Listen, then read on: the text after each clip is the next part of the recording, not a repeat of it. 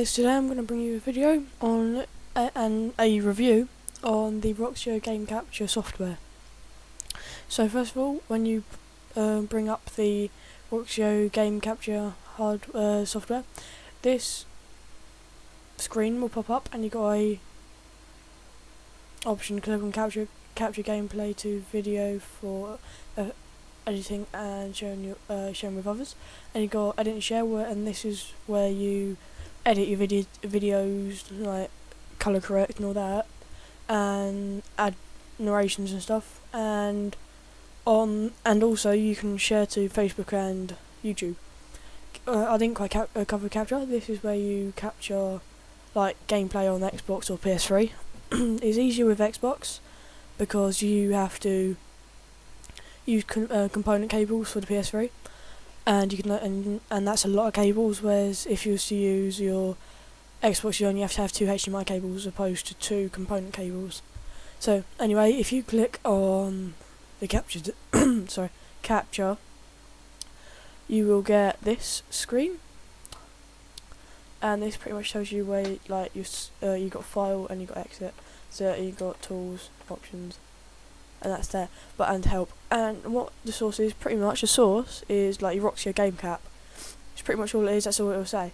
And in the options, it tells you like what bit rate, what quality you want, your like what P you want, as in 480, 720, or 1080p, or 360p, and also it lets you control this quality bar. Input, that is HDMI component. Settings, I don't really fiddle with that. I think that's the let me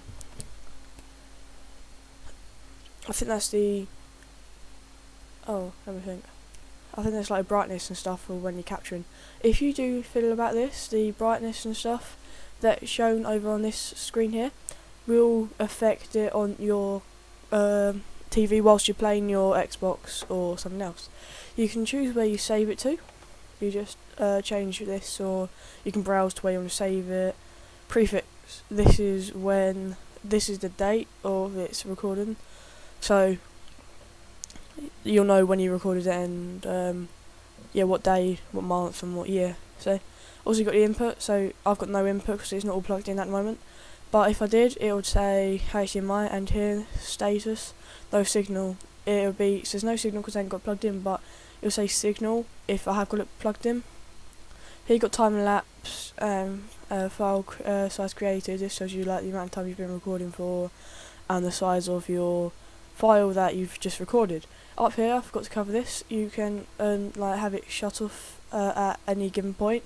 You just get given a timer here. It goes hours, minutes, seconds, and that's it. Then here you've got your you can sort it by, you can view as, or you can filter media types, and it tells you how many items in total you've got down here. So you've got the live stream button, and this lets you live stream to YouTube and various other things like that.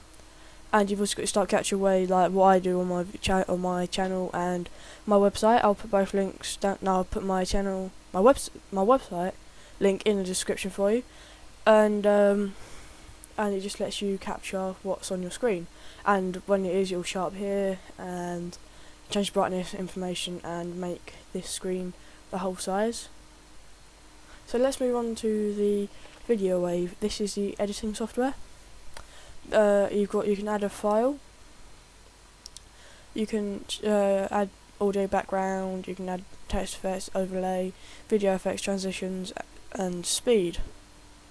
Up here, this is the add text. This is the narration, which I do with most of my videos.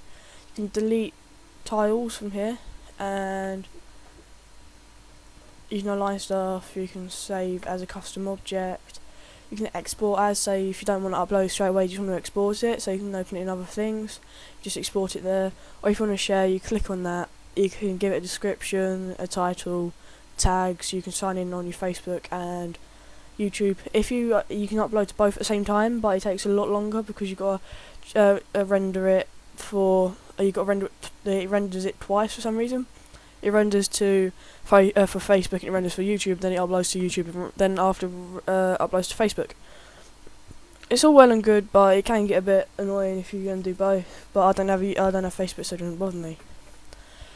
You got your storyboard with a storyline, sorry, and this is like if you've got something like here, you just open it up and you click on it, and then you just choose what you just click on the one that you want it to go in, and then these little tiles in the middle are the transitions, where you click on your transition, drag it into where you want, and that's very useful. It goes all the way up to 24, and that's like, you're only going to need all of those if you're doing a montage or something.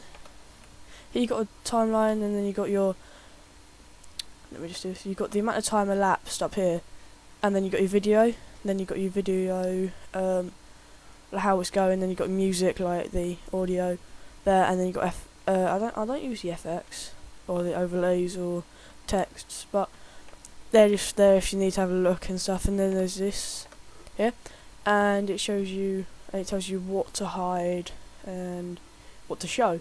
I just have mine on the music because I don't use anything else. Actually, I might just use that. Okay, and then these, and you can trim your work. So say the clip that you captured was too long, or you can't do much with it. You just trim it there, and yeah, you can just do whatever you want. Here you can add music to, like, background music, or you can use Audacity, which I'm using right now to record this, to put on the background, so it's all in time, rather than spending more time doing a narration. And yeah, and then also this speaker thing here, this will be blue, and you can click on it, and then this drop down box will come here, and you can have mute, fade in, fade out, and it starts off at 0. You can take it up to turn the volume of the recorded thing that you've done, or you can turn it down, so like if you're not a narrator, you can hear your voice over the gameplay. So that's all well, and that's all good, and they are the main parts. Oh, and no, sorry, I forgot something. There will be a. It's not here because I haven't got anything set up. But let me just do this quickly, because this will help me show you what I'm on about. Just give me an intro. Yeah, and you can have it to come whatever you want. So here's my intro. Here you go. You've got the trim, you've got the volume, you've got brightness, contrast, saturation, and here's this is the auto color thing I was on about. If you click on that, it analyzes the problems with the capture software, captured raw video you've got, and then it just like makes it look all nice, refined, and nice. And then if you've got it wrong way around, you can rotate it 90 degrees in either direction.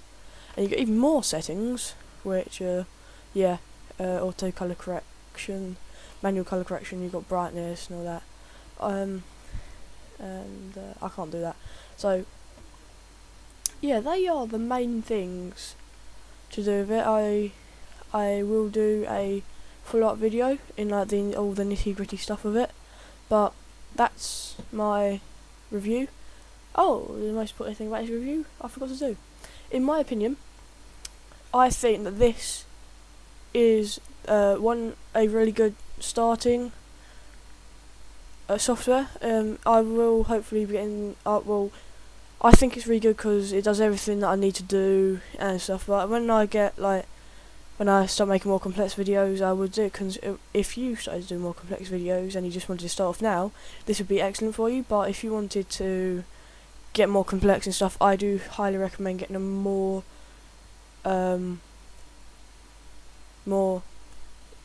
a software that you got more choice in, because you are in ways you are restricted as to what you do on this, but it's also very good in other ways. As I say, if you're just starting out, it's perfect for you. You don't have to bother downloading any others. Just buy it with your Roxio, and yeah, you'll be all good. So yeah, and my opinion, I love it, and when this software and this software are working really well together, it looks really nice. And also, like, just the background of it, it's a nice